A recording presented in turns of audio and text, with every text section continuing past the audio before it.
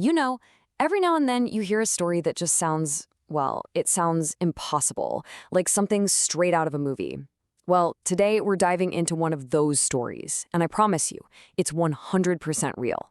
This is the story of U.S. Navy SEAL Mike Day, the man who was shot 27 times and lived to tell the tale.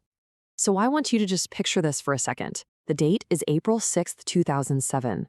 The place? Fallujah, Iraq. You're a Navy SEAL, and you're the first one through the door on a raid. The second you step inside, all hell breaks loose. In his own words, Mike Day said it felt like his body was being slammed with a dozen sledgehammers. That was just the first second of a fight that would define his life. And here it is, the number that it's hard to even wrap your head around. Not 1, not 2, not 10, 27. 27 bullets hit him. That should have been it. Game over, instantly. But for Mike Day, this was somehow just the beginning. Okay, so the big question is, how? How does a human being survive that?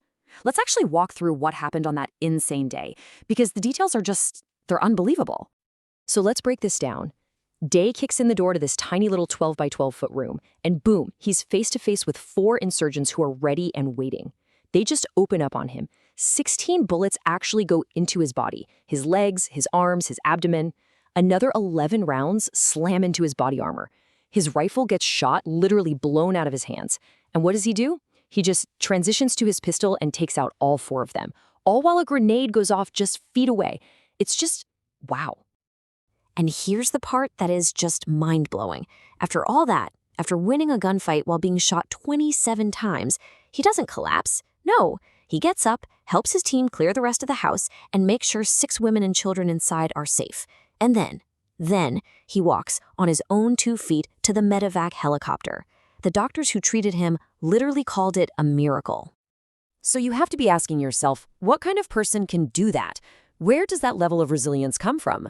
Well, for Mike Day, he believed the answer wasn't something he learned in SEAL training.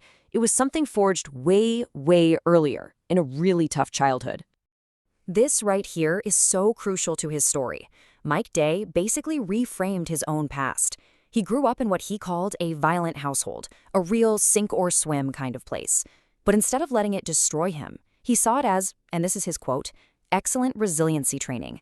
He developed this core belief that no one was coming to help, and that forced him to build this incredible self-reliance, this mental toughness that, years later, let him stay in the fight in that room in Fallujah.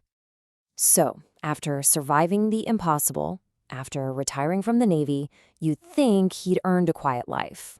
But that wasn't Mike Day. He found a brand new mission, one that came directly out of his own unbelievable journey. I mean, just look at this. The physical recovery alone was an epic battle. We're talking 45 surgeries over 2 years. 45. After he retired, he poured himself into helping others. He wrote a fantastic memoir. He became a huge advocate for veterans dealing with traumatic brain injuries, and he even worked directly with Special Operations Command, helping other soldiers navigate their own recovery. He was taking all that pain and turning it into a public purpose. But, and this is a really important but, while the world saw this unbreakable hero, this inspiring advocate, there was another war being fought, a much quieter one. This was a battle against wounds that nobody could see. Yeah, behind that public hero, there was this private, invisible war going on. That grenade blast in the room, it left him with a serious traumatic brain injury. He was struggling with severe PTSD, couldn't sleep, and was haunted by this deep, crushing survivor's guilt.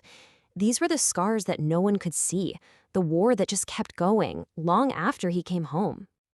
And this is where the story takes a turn that's, well, it's heartbreaking.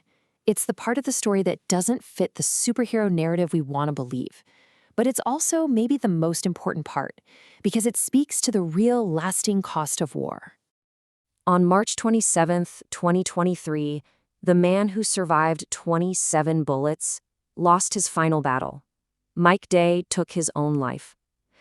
The invincible hero, the tireless advocate for others, succumbed to those invisible wounds he had been fighting for so long.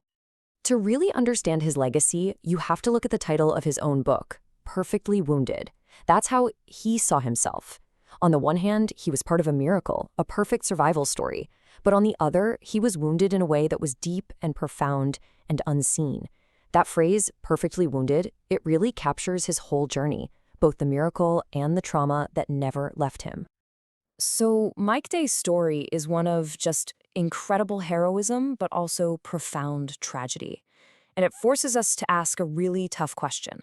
We're great at celebrating our warriors for what they do on the battlefield, but what about when they come home? How do we truly honor their sacrifice when the war comes home with them?